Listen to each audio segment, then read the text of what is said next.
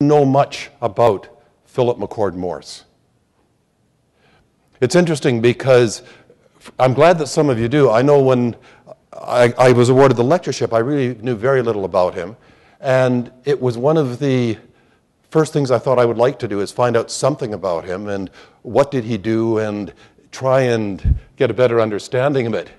He's an interesting person. He lived from 1903 to 1985, PhD in physics at Princeton.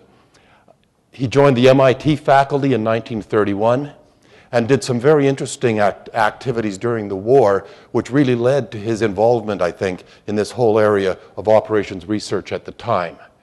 He launched MIT's Operations Research Center in '56, directed it until 1968, awarding the first PhD in OR in US to John Little.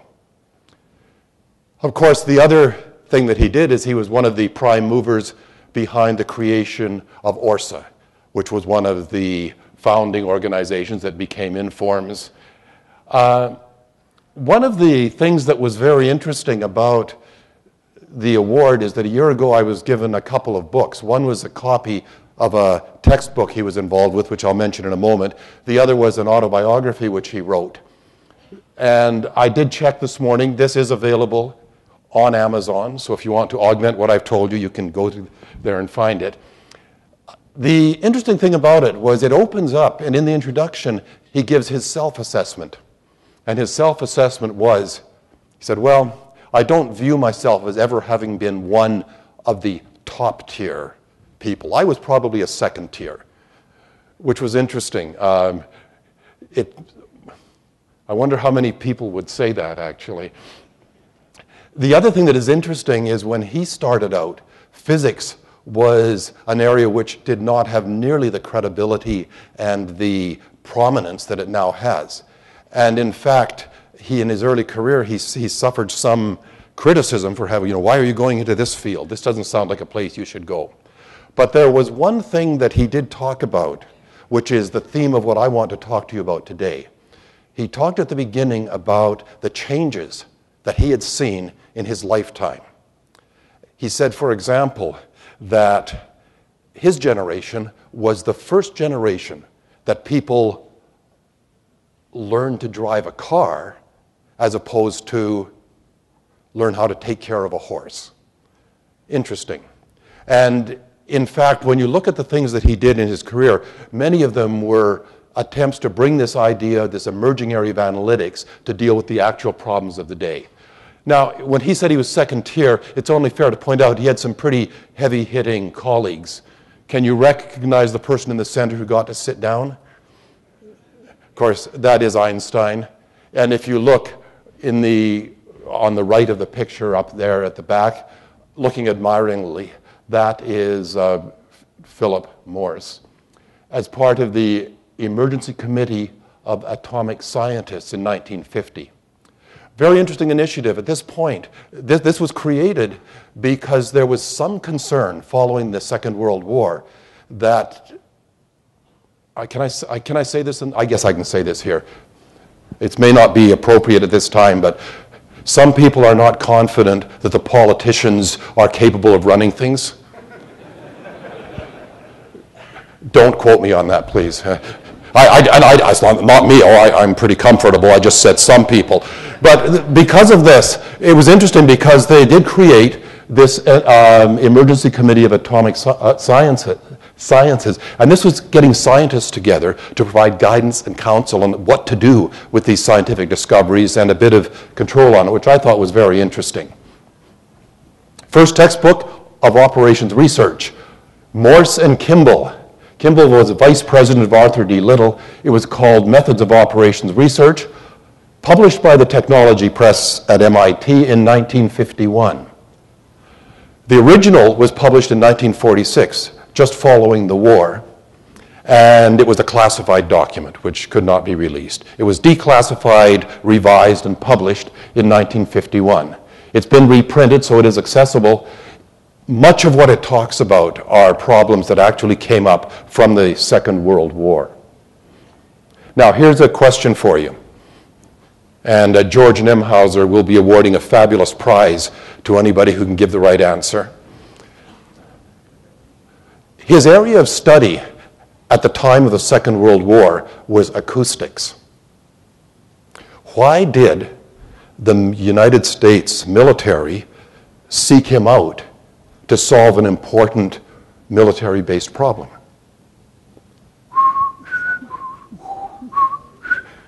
Somebody said sonar?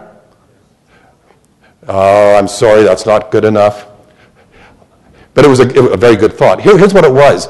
There was an interesting issue with the mining of the English Channel, the mining of the harbors, and that was taking place, and the mines that were being used were magnetic triggered mines that would be put in the water. And then if a steel boat went over, the magnets would say, yo, there's a ship overhead. They'd blow up, and bad thing for the Allied forces. Now, the Allied forces figured out how to defeat the magnetic mines, at which point the Axis forces thought, well, if they're going to defeat the magnetic, we've got another plan. We'll have acoustic-fired mines. So they would sit there with hydrophones listening to traffic, and when the right traffic for a ship would go overhead, they would blow it up. So there was a predecessor then to the time-honored thing of shooting a cloud of tinfoil out to distract a homing missile. What they were going to do was put small boats, which they would tow, which would generate a whole lot of noise that would simulate a big ship. And then that would cause the mines to go off over there where it didn't matter. And that was the idea behind it, and that was how he got involved in it. He also in his book commented about it and was saying that at the time, particularly at the end of the Second World War, the scientific community felt a great responsibility for the kinds of things it could do, not only to help the country, but to also to deal with the effective use of science. Whoops, let's go green. I did put a couple of pictures in. These are from the first textbook on operations research. Much of it was anti-submarine analytics. In this picture here on the left, you can see a thing that looks like an eye there on the right of the figure. That's supposed to be a submarine or a ship that's sailing along, and there's a plane is coming in to fire 3 torpedoes at the boat, and it's looking at the angle on it, and if the boat tries to deviate and avoid it, how successful will it be?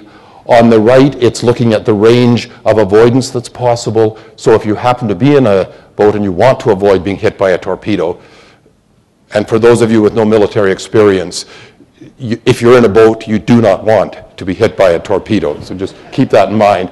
So that was giving you advice on how to do that. And as you go through it, there are chapters on ballistics. In fact, even the articles in the book, or the chapters on the book, dealing with fundamentals areas of probability statistics and so forth, are areas that all seem to have the military applications which were behind it. It's a very interesting read. Now, I mentioned how Morse talked about changes in his lifetime. So the thing I started thinking about is, if this was the early 50s, that was the early 50s then, and it's now the early 2010s now, that's about 60 years. Has the world changed in 60 years? And if so, what are the problems that we as an operations research community should be thinking about? And that's what I really want to focus on in this lecture, is what are the challenges that we're facing? And in particular, I'm thinking, if I were starting out as a new graduate student, what were the problems I would want to work on? And also, if I am supervising young students, what are the problems I'd like to see them working on? So here's the premise. The world has changed in 60 years, obviously. One of the issues is that, and have you ever heard anybody say, things are nuts right now, but hopefully it'll settle down in a couple of years? Have anybody ever heard anybody say that? Anybody ever said it themselves? Yeah, the bad news is, or the good news is, that things are not going to settle down. They're going to keep changing.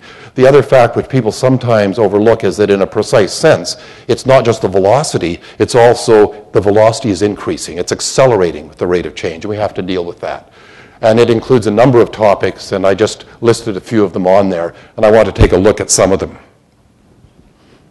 This is one of my favorite charts. This comes from a website called top500.org, and this is showing the world's, or the 500 most powerful supercomputers at any point in time. what you'll see there is across the bottom is the year. So there are twice a year the list is updated. And you see the 3 lines on the chart. The green line is the total of the 500 most powerful supercomputers in the world as rated on the LINPACK benchmark. The bottom line, which is in magenta, is what you Tour de France fans would call le feu rouge, which is, that's the slowest machine that made it onto the list. In other words, that's the speed of number 500. And the line in between in the middle is the king of the hill. So that's the machine that is the most powerful one at the particular time. And you'll notice there in a lovely shade of blue, it says Blue Gene L. That was the machine that George mentioned that we built in the 90s, and it was the one that was on top of the hill for the longest time. The only thing I didn't put on that chart, because I was afraid it would look too self-serving, is that the new list was released in June, and on that list, Blue Gene Q is back on top. So this is a good thing. Notice the scale on the chart. The left-hand side is a log scale. So you're seeing continual exponential growth in the computing power on that list. People normally refer to this as Moore's law, right? Which isn't really Moore's law. We should call it maybe Moore's observation.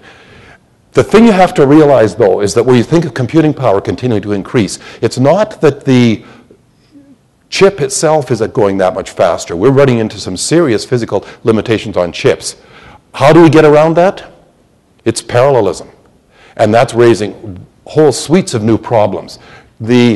Typically, machines now are taking thousands, tens of thousands, hundreds of thousands of processors to keep that rate of change going, which raises a whole suite of challenges. But it does say that that computing growth continues. The second change that I want to point out is the area of what's called of big data. Have you heard that people say that the amount of data just continues to increase? Anybody ever heard that? Yeah, big data. One of the things that people sometimes do not focus on is that there are really 2 kinds of data. There's data which is generated by people, as evidenced by that was a researcher at IBM we put out on the ice flow in Greenland. It was part of his onboarding process. And he's got a ThinkPad there, so he was pretty well set. And in fact, he was typing slower there than I thought he'd be able to do. But the point is, you see, how many people type a lot faster now than you did a few years ago? Oh, you're kidding me. You don't really. I mean, how fast can you type with 2 fingers, right? Where we get this massive growth of data is machine-generated data. And machine-generated data is coming from sensors, it's coming from video, and it's coming from medical imaging. These are the areas that are really causing the growth in data. And there's a big difference in the types of data. If it's machine-generated data, then typically a single pixel of data doesn't contain a whole lot of information. It only makes sense from a context that you can put it in. On the other hand, human-generated data, very often, each element has some importance on it. So these are different types of data, but it's quite clear that the volumes are rapidly increasing. The other thing that's happening now is that the rate of adoption of new technologies is increasing considerably. This chart shows on the horizontal axis the number of years it took. On the vertical axis is the percent penetration. And we're looking at electricity, telephone, and the automobile. And if you look, for example, at how long it took from when the first automobile came out to when it reached 50% penetration, what is it about, would you say, 80 years? Does that look possible? Now, if we look at newer technologies, television, radio, and VCR, you see what's happening. The rate of adoption is going up much more quickly in keeping with this acceleration. If we look at the newer areas, they're going even faster. This phenomenon is about the increasing rate of adoption is important because not only does it drive innovation, but it says that when we're starting to plan for the problems we want to solve, if we just plan on the world as we see it now, we're probably not going to be attacking the right problems. I thought you'd enjoy this chart.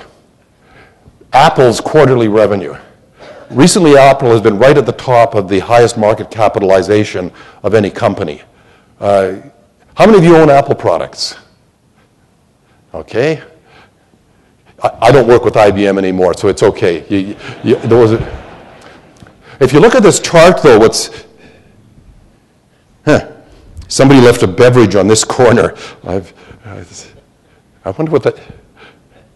If I start to walk into it. Oh, is it yours, sir? I'm sorry. All right. No, you can take it to your seat. It's okay. The blue on the chart is the iPhone. Isn't that interesting? What fraction of the revenue comes from the iPhone? When did the iPhone first come out? What was in the second quarter of 2007, which is right at the left of that chart. Do you see how much revenue came from the iPhone? 0. Within that period of time, it's grown to that size.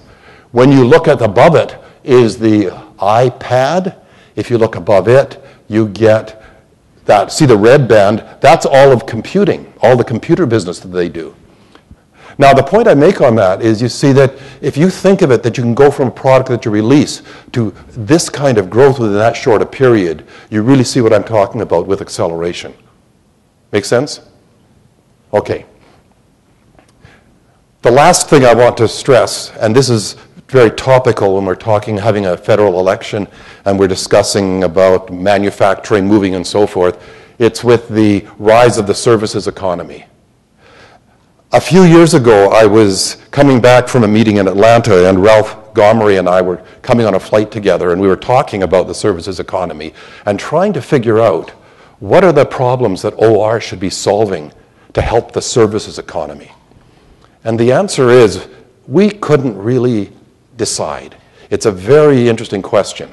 And to me, this is an interesting opportunity. If you look at what services is doing and look at the kinds of things we would like to be able to handle with services, we don't know what's going on. Now, in this picture, as you can see, the blue is agriculture, the yellow is industry, and the gray is services. So the United States, heavily services dominant. Even if you look at some of the other geographies, you notice how the services is the growing part at the expense as a fraction of the economy of the other areas.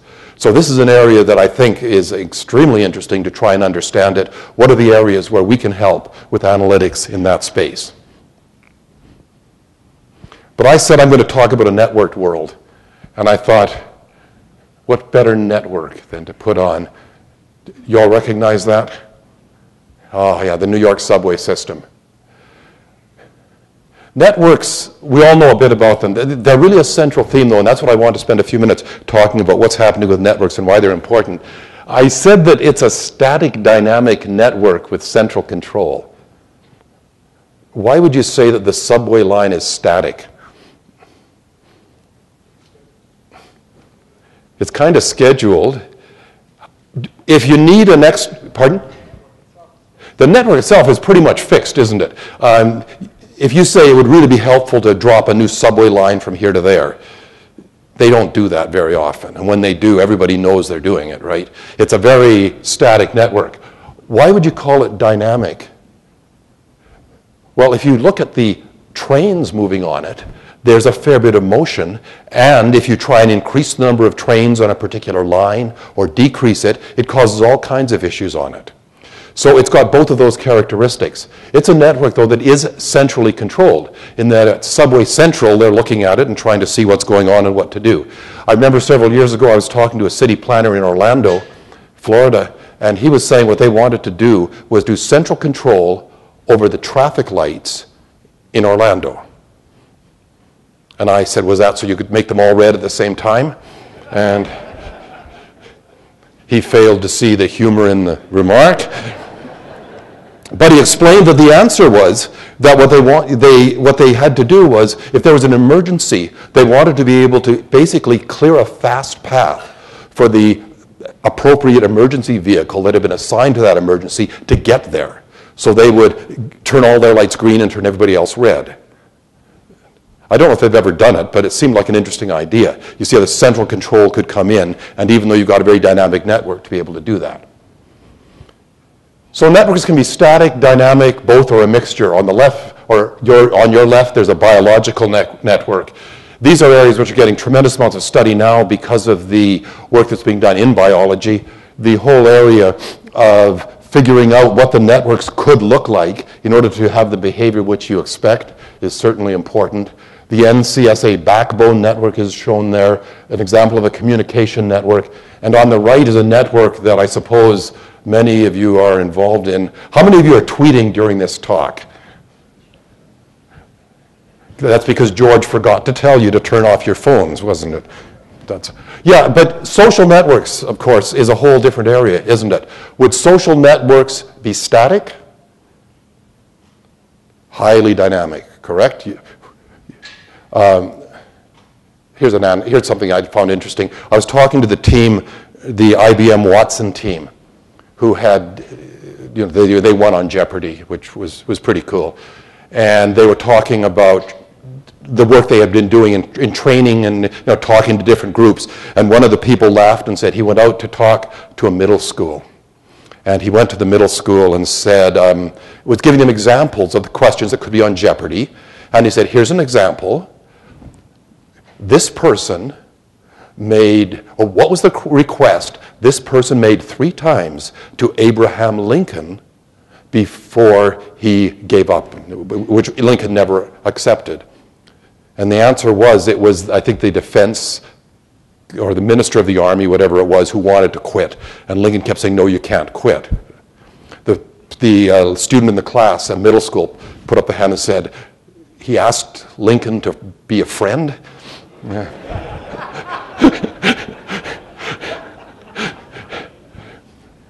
Anyway, so look, here's an interesting thing. Networks are kind of weird items when you start to think about them. The first big network I ever really got involved with was on the Blue Gene project. If you looked at the Blue Gene machine we built for the Livermore Labs, it consisted of 64K nodes, that's about 130,000 processors, which were arranged in a torus. It was a 32 by 32 by 64 3D torus. On the upper left, you'll see a sort of a schematic. To turn it into a torus, what you would do is take the nodes on each one of the outer planes and loop them around to the one on the other side of it, and then you'd have it as a 3D torus. We were going through a very interesting thought at the time. When we were doing this, and this was in the early 2000s, the question was, now at that time, if you looked at parallel machines that were on the market, you would typically find maybe 4 nodes or 6 nodes or 16 nodes, and we were going up to 130,000 nodes, which seemed like an interesting development, but the question was, how were we going to possibly get there? Now, then I had a moment of great insight, and I can tell you quite honestly that my team hated it when I had moments of great insight, but this was, I thought, was really good. To a node, the world is simple, but sometimes it appears chaotic. Why is it simple? Well, because if I'm that little node, you see it sitting down on the right? How complicated can the world be? People talk to it through those 6 links that come into it. And it gets signals that come in through the 6 links, and it sends answers out the 6 links, and that's what it does. Can it know anything more about what's going on? So we said, well, we got to take this little node, which is a pretty simple life, and scale it from 1 node to 64,000 nodes.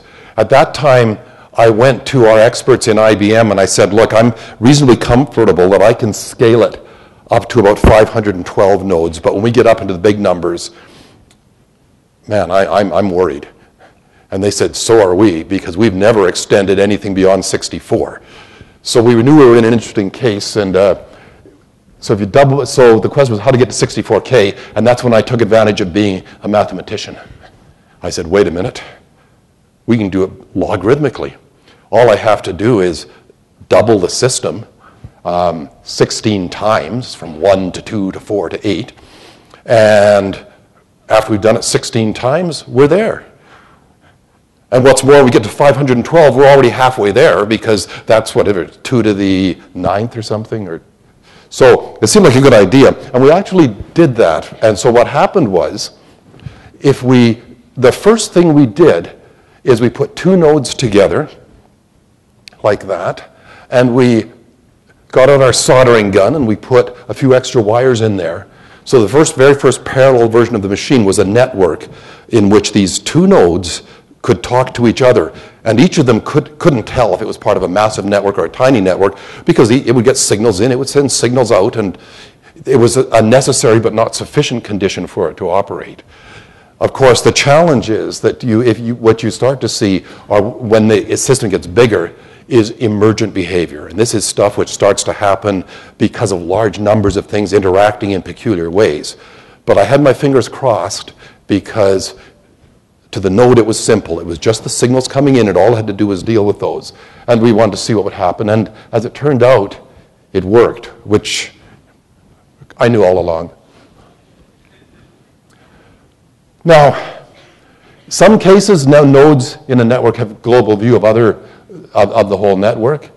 In some cases, you've got supernodes, and they're actually able to monitor different aspects of the network. Corporations traditionally have managed themselves as hierarchical networks. It's what we would call an organization chart. What are the characteristics of a hierarchical network? Very static, very slow to change. Have you ever been involved with a company that did a reorganization? Pretty smooth, right? Some networks are designed and constructed. When we show you the subway map, for example, carefully laid out, carefully constructed. Some networks evolve spontaneously over time. And that's one of the things that we see now, is that more and more of this spontaneous networks are happening. Some of the applications which we now see at places like West Point are interesting, because in that case we get examples of very complex, very dynamic, evolving networks. Are they centrally controlled? No. Does anybody know what they're doing? No. Does it matter if we know what they're doing? You're nodding. That's good. Yes, it does matter. Here's an example from Combined Ops and Intel Center, where you may be taking information, and this could be information that comes by collecting all the different things you know about people living in particular villages in Afghanistan, for example, and who knows whom, who works together, who has been seen talking together, in various contexts, what have you seen happening, and to try and understand not only what's the network of connections that exists there, but also if you want to disrupt it or get information or manage resources, what's the appropriate node and the ones you've got to get after. These have introduced all these concepts and variations on centrality, which in some ways seems to be a cottage industry in the network science world. Lots of people are coming up with new notions of centrality, trying to understand how they all work together. What it's really saying is, if I've got a dynamic network constantly evolving, how can I decide who are the appropriate nodes to go after if I want to have a certain thing happen? And these are some examples of that. One of the projects that really excited me a couple of years ago, when I was talking to Bud Mishra at NYU, is some work that they did on the modeling of what would happen if there were a sarin attack in Manhattan. You remember sarin is the nerve gas that was released, I think it was Tokyo, correct? And they wanted to understand how it would happen in Manhattan. What they decided to do was to do an agent-based model of Manhattan. So what they would do, the idea of that is that on the bottom, we have a certain environment which gets constructed. Then we have agents which get created, which can have different functions and different ways of interacting, different ways of moving within the environment. And using that, you can simulate what would happen if that was what the world was. Now, for those of you who have done modeling, and I expect most of you had, when you build a model, what are probably the two biggest questions? Calibration and validation of the model, agree? And these kind of models certainly run into those questions. But it's a very interesting one too, because you can build it. Now, when they did this, I liked the scale they went at it with. They took the GIS street map and built a simple non-planar graph with 104,730 nodes, which included amongst it 167 subway stops. Respectable network? So the nodes were the locations, and this was the network on which people would be moving. You all know, you all can see why it's non-planar, right? What makes it non-planar? The subways, sure. If it were, you know, if it were just street network, it'd be planar. I can show you after why. And then there were these kind of agents. They were what were called person agents, and I love the description. They were selfish and bounded rational with stochastic personality traits, emulating panic behavior. How many of you know somebody like that? There were hospital agents. These were agents that represented fixed location hospitals, stationary, abstraction of a medical facility. There were on-site responder agents. These were, if there were an attack, they would go out and they would be able to respond to the actual location. And then there was the matter of modeling the disease and the progression of the disease. With something like sarin, depending on your physical condition, your health, it significantly affected the impact that it was likely to have on you. And they ran experiments, and many experiments. Each one would be 3,000 time steps running for a 3-day period, 1,000 people, 22 hospitals, 5 on-site responder teams. And from that, they would do the analysis and see what it would look like. And this was one of the charts I liked. This is one of theirs from their result. It was the worry versus obedience chart. How many of you thought of a worry versus obedience chart before? No. Good concept, isn't it? How many of you have children? Okay, think about this. This could be, because if there's one thing you take out of this lecture, think about this. The idea of it was this. If you look at the base of the chart, across my side is the worry level. On the side going over there is the obedience level. Now, the reason for it was that if there were a sarin attack, they would say, if you're a healthy person, do not go to the hospital, because if you do, you're going to overwhelm the hospital. Now, if you're a healthy person, but you tend to worry, you're more likely to go to the hospital anyway. So this was they were concerned about. Disobedient, worrying persons will head to the nearest hospital too early, crowding it out. Obedient people who are not worried only go when they're really sick and also distribute them beside the different hospitals. So what it was looking at on the vertical axis was the number of fatalities depending on the balance of that. So as they did a lot of the model calibration, they could look at these different parameters they could set. This was a project that we ran last year with the New York Yankees. George, I'm sorry to bring this up today, but you know, how many New York Yankees fans here? No, put all your hands. Oh, you all put your hands down now. George, it was everybody. It was unanimous. This is to deal with the scouting problem. What happened here? Ryan Davis was a senior cadet at West Point. He's a pitcher on the West Point baseball team, and he had done a summer period down at the New York Yankees training facility in Tampa Bay. And when he got down there, and this was like a 3-week stay, and this was great. He had taken a linear programming course from me. He went down for this training thing, and he arrived on Monday, and Tuesday morning I got a phone call from Ryan, and he said, sir, hi Ryan, how are you doing? Sir, sure Ryan, you got something on your mind? Sir, yes, Ryan, what is it? He said, would optimizing the travel for the scouts be a linear program? Because it was a linear programming course. And I said, well, gosh, Ryan, let me be sort of metaphysical. Yes and no, because in a certain sense, life is and he wasn't interested in that. But the point was, it was interesting because what they were concerned about is this. It's a big deal for a baseball team, because if you want to get players on your team, which they do, there are only 3 ways. You draft them in the draft, you trade for them, or you pick them up on free agency. And the chance to really get the gold mine is on the draft. Now, what makes it hard is that if you look down here, the development system, it's really hard to draft well in baseball. From 64 players selected in the first rounds of 2007, only 1 had played an inning in Major League Baseball at the end of 2008.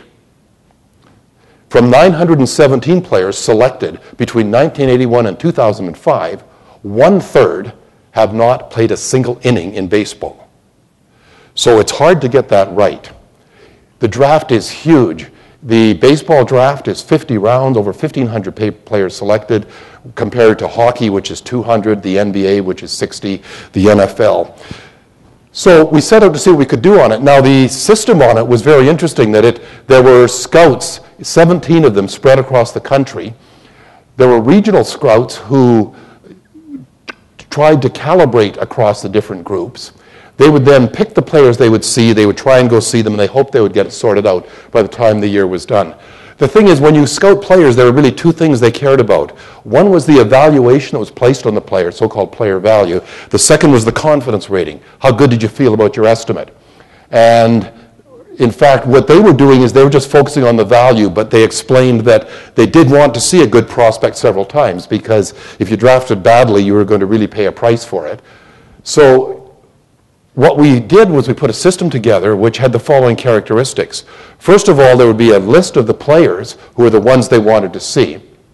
And that was across all the teams across the country in high school and college who they would see in the period between January and March each year. But of course, you don't go see a player, you go see a team, and you see two teams playing in a game. So the question was, could we find a way that you could actually pick the games which would give you the best coverage of players within the limited time, and subject to the fact that, for example, with pitchers, you may go see two teams and neither of the pitchers you care about are pitching that day. So there's a lot of dynamic aspects to it. Once we had done that, we put it together an optimization model which we would solve for them, and it's basically a covering model. And then we integrated it with the Yankee Scouts weekly process to do it. Have any of you seen the Money movie ball? You're being tested. There was no movie called Movie Ball. No, the movie was called Moneyball. Do you remember this was this conflict between the analytic people who were the heroes and the scouts, the old scouts? We see this is a case of us helping out those old scouts by scheduling them more efficiently. And it would give the game coverage on it. The results were quite good. What they would do is they would run this every week. At the start of the week, they would look at what they'd covered, who the prospects were, who they wanted to see, and they would run the model to get the next week's work and then send it out. Now, why do I consider that a network? Well, you see, we've got this national network of games. It doesn't partition. There are interactions all over the place. We've got the players we want to cover. We want to find a way to cover them within that big network. Some refinements: team value discounted by 20% if the team was seen in the prior 2 weeks.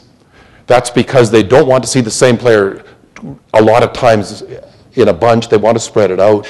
Scouts can see more than one game a day if it's feasible. Team cannot be seen more than once by any scout in a week. And future things we're looking at is expanding it for the regional scouts, putting soft constraints on the players, because some scouts are better analyzing pitchers than they are fielders. And then finally coming down to the question they had originally asked us, which was, how do you optimize the travel? So, 3 challenges. In my estimation, these are the 3 big problems that I would like to work on in operations research going forward. Number 1 is, how are you going to deal with all this data, make use of it? Number 2 is, how do you deal with risk and uncertainty? And number 3 is, how can operational systems augment strategy and planning? Do you agree that operations research traditionally has focused on strategy and planning as opposed to the real operational things? I think that's probably true. It's certainly my opinion. So these are the 3 areas I think are most important. The noisy data, we've talked a bit about that. One of the problems we get is with this machine-generated data, it's got a lot of noise in it. If we want to analyze it fast enough that we can do something with it, we may not have time to clean the data. We may have to work from dirty data. And I think that's one of the interesting areas is if you've got data with a lot of errors in it, how do you compute things from it that you can use? Business intelligence, that's one of the key areas. How do you integrate data from multiple sources? Within the group I led in my last 5 years with IBM, we did a lot of work in the whole fraud prevention, crime detection area. We looked at medical fraud. We looked at tax audit and compliance. We looked at identity risk. In all those three areas, it was a matter of taking the data that was accumulated, doing the analysis on it in order to detect fraud when it occurred, ideally before payments were made on it. One of the interesting projects that we did was with the New York Police Department, the Crime Information Warehouse. This was integrating data from multiple sources to be used in the solving of crimes. Very interesting projects. The second area is risk and uncertainty. This breaks my heart. When I was a graduate student, we had two kinds of students. There were the deterministic people, a noble lot. They were pretty smart and they were pretty cool. It's where we hung out. I was one of those. And then over here, there were the probabilists who just would, they sort of monkey around with their numbers and statistics and things like that. The deterministic people said, we can leave them alone, because after all, we all knew that if you had a random thing, you could just take the average and use it instead deterministically. How many agree? Yeah, just the Yankee fans. Well, it turns out what this is getting at is, in fact, figuring out how to make the right decisions in the face of uncertainty is really a big issue. And it's something now that I would say is developing rapidly, great area to work on, because it's one of those areas that as soon as you look at any particular application, you find that it's different. And the techniques that work in one may not work in another. So I think it's a very fertile area. I wanted to mention one example that we did here. And it was to do with call centers and increasing their profitability. I think because of the time, I'm not going to go into the details on that. I'm going to flip through these charts. If the speed readers could please get ready to go. Okay, this is the animated part. You see the clock running? I'd like to go to the third part now, which is operational actions augmenting strategy and planning. And this is what we mentioned before. If you want to get into real operational things, how do you do it? I think the best example we've seen in our industry is in the airline area. And if you look at the work that's been done on airline scheduling, it's got the three parts to it: the schedule optimization, fleet optimization, and crew planning. We've worked on all of those, and many people in this room have worked on it.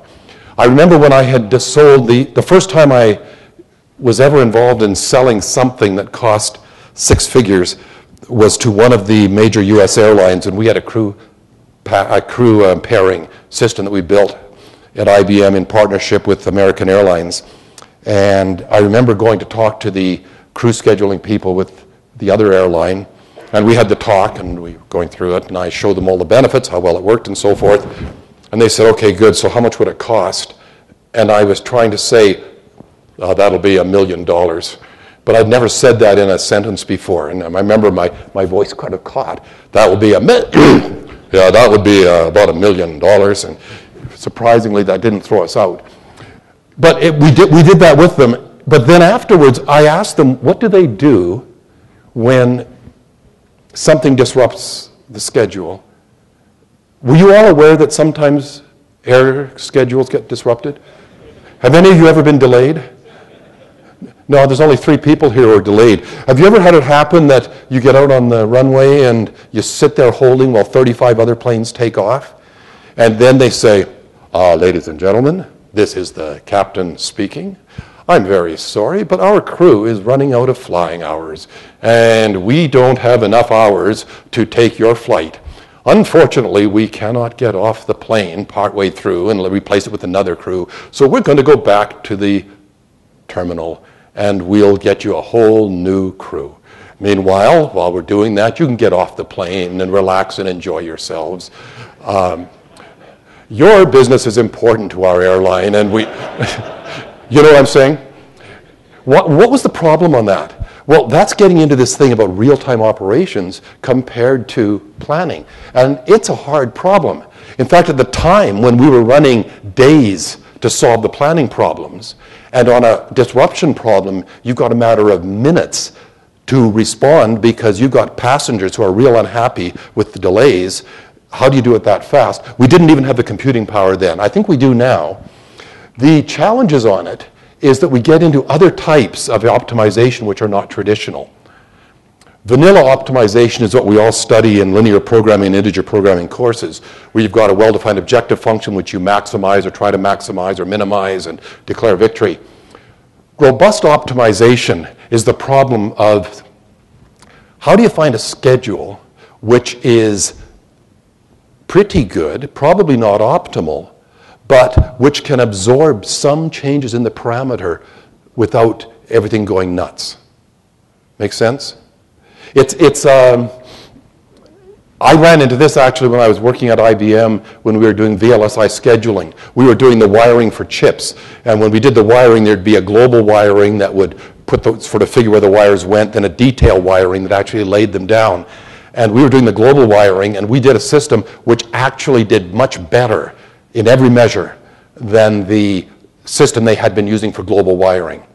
Can you imagine our disappointment when they ran it, and at that point, our better solutions gave worse solutions at the end than the ones they had, because it's often the case that if you try and get too optimal, you can't absorb a shock.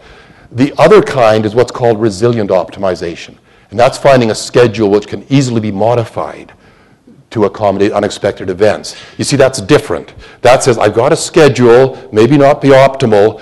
You can change it a bit, but you got to do it fast, and you want to get something that's pretty good when other things happen. So robust says, I've got a schedule which will handle shocks. Resilient says, okay, you may change it a bit, but you've got a way to handle it. I've mentioned there's some very interesting work, and there's been over a number of years by the people I've listed there on robust, less that I've seen on resilient. One of the people that's really been leading a lot of this work in the airline industry has been David Ryan in New Zealand, and there are other group of people there that I've mentioned as well. Notably, the Georgia Tech guys have been doing a lot of work in this sort of an area. So, the conclusions. Number one, this is a time of great opportunity. I really think it is. The problems are outstanding. There are hardware, there are software, there are methods, data is available. Global communications is really important because it says you can do something and get the result to where it has to be in order to take advantage of it very quickly. So, great opportunity. It's a time of great challenge. It's for several reasons. First of all, do you agree with this? Huge demand for analytics, decision support. How many would agree with that? You've got to put up your hand if you agree. If you don't, look around. If they didn't put their hand up, these people don't have a clue, okay? Good. What's the trouble with that is when there's a great demand, what will often happen is that if you don't meet the demand when people have it, they try something else and they go away. So it's a thing we want to seize. Time to solution is often the issue. You've got to give them an answer fast. People want an answer, they don't want it 3 years from now. You can't say, we can solve your problem. The first thing you do is hire 6 PhDs, and in 5 years you'll be in great shape. You've got to go a little faster. What could go wrong? We can ignore it and keep working on the same things we've been working on forever. We can get stuck in silos. You know, if sometimes to a discrete optimizer, I should say this, to a hammer all the world's a screw or something. Sometimes you get stuck in doing what you always do. Most of the real problems that we're facing are multidisciplinary, and we have to be able to bring the right resources in to do it. Keys to success. Number one, embrace the breadth of analytics from the theory to applications. It's got to pull it all together. And the second part, and I cannot stress this too highly, you got to work with clients. And I've often said, the crankier the client, the better. If you get somebody who really wants a solution to a problem and they'll work with you and drive you to solve the real problem they care about, it's tremendously beneficial. Thank you very much.